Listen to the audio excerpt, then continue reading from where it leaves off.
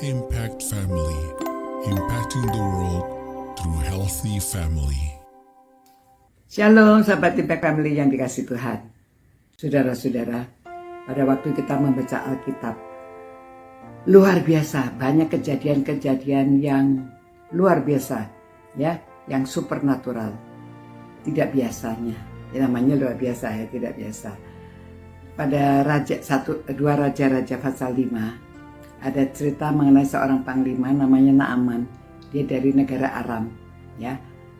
Nah, dia ini seorang yang hebat, disayang sama rajanya. Namun sayang, dia itu ada sakit kusta. Ya, disebut sakit kulit, sakit kusta.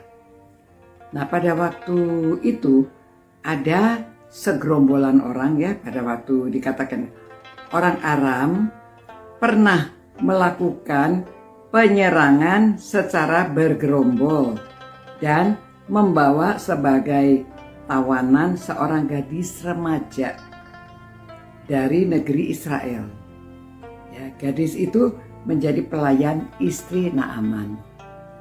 Nah, saudara, waktu itu gadis ini berkata kepadanya, istrinya, ya, atau kepada nyonyanya, dia bilang, wah, kalau Tuan Naaman ini di negeriku di Samaria, tentunya dia akan disembuhkan. Di situ ada seorang nabi, ya.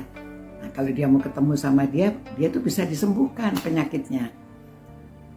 Lalu mendengar berita ini senang sekali, maka Naaman bergegas bertemu dengan rajanya, memberitahu dia mau pergi ke Israel karena di situ ada yang bisa menyembuhkan. Tapi dia tidak tahu, ya, itu nabi, sehingga raja, wah, bagus sekali, dia tulis surat kepada raja, ya, lalu memberitahu ini panglimanya ini sakit kulit, sakit kusta, tolong supaya dia bisa disembuhkan. Waduh, raja waktu mendengar raja Israel itu mengoyakkan pakaian, aduh, ini siapakah saya ini, memangnya saya Allah, saya bisa menyembuhkan orang sakit. Kayaknya ini pasti mencari gara-gara mau perang, ya. Mereka itu selalu sering perang. Nah, pada waktu itu berita ini terdengar oleh Elisa, ya. Lalu Elisa memberitahu, oh, kenapa kamu mengoyakkan pakaian kamu, tandanya sedih sekali, suruh dia datang padaku, ya. Nah, oleh sebab itu lalu Naaman dengan pasukannya mereka datang ke Elisa. Nah, sampai di Elisa itu keluar saja tidak. Dia tetap di dalam rumah, hanya dia berseru, berbicara. Oh, suruh saja itu dia turun mandi 7 kali di sungai Yordan. Nanti dia sembuh. Wah, kok ke satu dia panglima biasanya kan dihargai. Keluar aja enggak. Kedua, disuruh mandi di sungai Yordan. Sungai Yordan itu kotor, warnanya itu, ya, seperti banyak tanahnya begitu. Jadi warnanya itu kuning. Nah, lalu dia berkata, wah, ini kok menghina banget, ya, suruh saya mandi di situ. Padahal di negara saya di sungai Damsik, ada sungai Parpar, ya, ada Abana. Sana sungainya bersih-bersih, bagus-bagus. Kenapa bukannya mandi di sana aja saya jadi sembuh? Lalu pegawai-pegawainya bijaksana, ya. Pegawai-pegawainya memberitahu kepada Naaman. Dia berkata demikian, ya. Bapak, seandainya nabi itu menyuruhmu melakukan hal yang sukar, bukankah engkau akan melakukannya?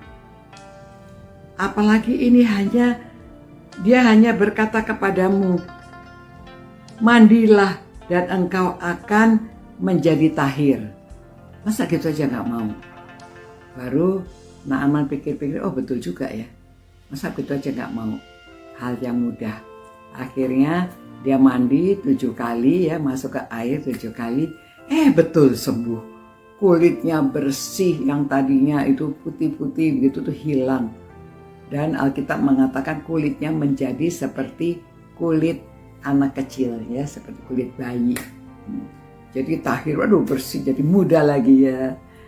Nah maka dia senang sekali dan dia memberitahu Elisa demikian ya. Sekarang aku tahu bahwa di seluruh bumi tidak ada Allah kecuali di Israel. Karena itu terimalah persembahan dari hambamu. Jadi dia mau memberi persembahan, tapi dia mengakui tidak ada Allah lain seperti Allah di Israel. Nah, tapi Elisa tidak mau ya. Oh nggak usah. Ini kan kesembuhan dari Tuhan, bukan dari dia. Jadi dia tidak mau menerima pemberiannya. Tapi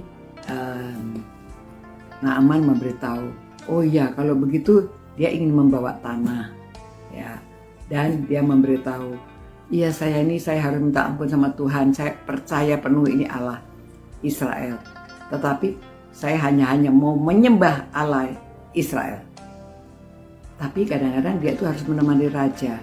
Raja itu sering sujud menyembah di kuil-kuil. Kan raja kan pegangan apa dia. Jadi kalau raja sujud dia juga harus ikut sujud. Jadi dia bilang kalau saya melakukan itu saya minta ampun ya kesalahan saya ini. Karena sepertinya dia menyembah ilah-ilah lain. Lalu Elisa berkata, ya sudah pulanglah dengan selamat. Ya, nah saudara, kita belajar banyak hal ya. Yang ke-1, anak remaja bersaksi sedikit aja, cuma hanya bilang sedikit saja sudah bisa membawa perubahan. Ya, jadi kalau ada anak-anak remaja, jangan takut bersaksi. Bersaksi itu bisa membawa perubahan kepada hidup orang lain. Yang kedua, seorang kalau mau menerima kesembuhan dari Tuhan perlu rendah hati. Ya, orang ingin menempuh yang hebat-hebat, yang fenomena yang besar-besar. Tetapi Tuhan hanya menyuruh kecil, cuma mandi 7 kali. Ya, kelihatannya halnya kecil, lakukan hal yang sepele, tetapi kalau itu perintah Tuhan membawa dampaknya besar. Sakit pun bisa disembuhkan. Ya, ketiga, kita lihat bahwa kadang-kadang perlu ada orang yang memberitahu. Ya, pegawai-pegawainya bijaksana memberitahu Naaman, ya masa perkara yang mudah gitu aja nggak mau. Ya, itu perlu rendah hati. Kalau kamu disuruh yang susah-susah mau kan, masa yang kecil aja nggak mau. Ya sederhana. Siapa tahu kan nanti memang sembuh. Akhirnya dia taat, ya taat dan merendahkan diri. Mau mandi di sungai yang kelihatan kotor itu. Nah ternyata dia sembuh. Nah yang kelima, bahwa kesembuhan itu dari Tuhan. Ya memang Elisa yang memberitahu, tapi bukan karena Elisanya, karena Tuhan. Ini suatu anugerah bisa disembuhkan. Ya. Yang keenam, orang asing juga bisa percaya pada waktu dia melihat fenomena yang luar biasa, kejadian yang luar biasa, apalagi dia mengalami ya, disembuhkan. Akhirnya jadi dia bisa menerima Tuhan dengan sepenuh hatinya. Jadi saudara-saudara, mari kita mungkin apa yang bisa kita lakukan, mungkin sama seperti pegawai itu memberitahu orang, ya lakukan hal-hal yang sederhana. Atau seperti anak remaja itu ya, anak gadis kecil itu ya, dia tidak pandang ini musuhnya atau siapa, dia memberitahu, dia bersaksi. Jadi kita harus lakukan bagian kita, ya bisa bersaksi atau memberitahu supaya orang mau taat, ya. Tetapi sebagai anak-anak Tuhan kita juga perlu rendah hati untuk menerima mujizat itu, bukan harus yang kelihatan fenomena yang luar biasa, tetapi hanya sederhana. Lakukan hal yang sederhana tapi taat akan perintah-perintah Tuhan. Maka akan terjadi hal yang besar. Mari kita berdoa. Tuhan, terima kasih Tuhan, karena kejadian yang kami baca, kami merasa seperti menyaksikan Tuhan, bagaimana Naaman bisa disembuhkan oleh kuasa-Mu. Tuhan, biarlah kami mempunyai kerendahan hati untuk menerima hal-hal yang besar dari Engkau.